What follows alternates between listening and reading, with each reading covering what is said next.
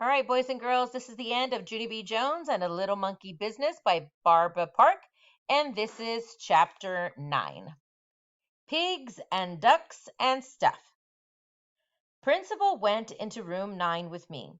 Then he clapped his giant hands together. Boys and girls, may I please have your attention, he said. I would like to explain what happened during show and tell today. It's about Junie B. Jones and her new baby brother. Just then that Jim I hate jumped right up out of his chair. He's not a monkey, is he? He shouted very loud. I knew it. I knew he wasn't a monkey. I made a big fist at him. How would you like this up your nose? She said. Then Principal frowned at me, and so I smiled. I hate that guy, I said nicely. After that, Principal took a big breath. Boys and girls, there's a good reason why Junie B told you that her baby brother was a monkey, he said. Yeah, it was all my Grandma Miller's fault, I interrupted, because she told me that my little brother was a little monkey. Only she didn't mean he was a real little monkey. She just meant he was cute. Only who knew what that was? Principal made another frown at me. Then he talked some more. You see, boys and girls, he said, sometimes adults say things that can be very confusing to children. Like, what if you heard me talking about a lucky duck? You might think I was talking about a real live duck. But lucky duck just means a lucky person, right? Mrs.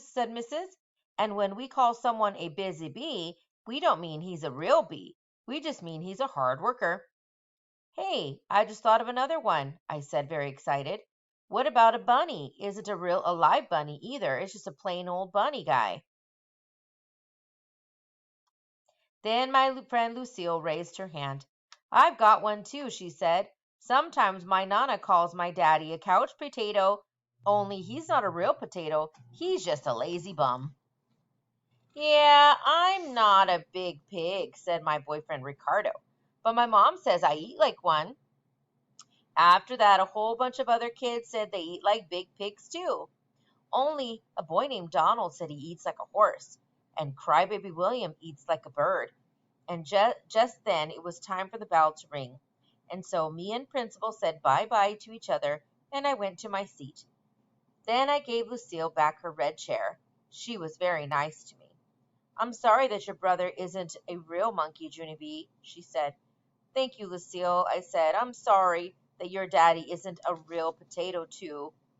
After that, the bell rang for us to go home, and so me and Lucille and that Grace held hands, and we walked outside together. Only then a wonderful thing happened, and it's called I heard my mother's voice. Junie B, over here, honey. Daddy and I are over here. Then I looked in the parking lot, and I saw her. Then I looked, and so I run to her speedy quick. And then me and Mother hugged and hugged, because I hadn't seen her for a very whole day. Then my daddy got out of the car, and he had a little yellow blanket in his arms. And guess what was in that thing? My new baby brother. That's what. He was very teeny and pinkish, except his head had a lot of black hair on it. I touched it. It felt like fuzzy. Just then Ricardo walked by, and he saw my teeny brother. Cool hair, he said. I smiled very big. I know it, Ricardo, I said. And guess what else? He doesn't even smell like PU. After that, I got in the car, and I told Mother about Lucille's locket, and she said maybe I could get a locket too, and I could put my brother's teeny head in there. Yes, and I would also like some pink eye tops, please, I said, very polite. Maybe, said Mother. Oh boy, I said, 'cause maybe doesn't mean no. That's why. And so then I lifted up the blanket, and I peeped at my baby brother one more time. So what do you think of him, Junie B? said Mother. I smiled very big.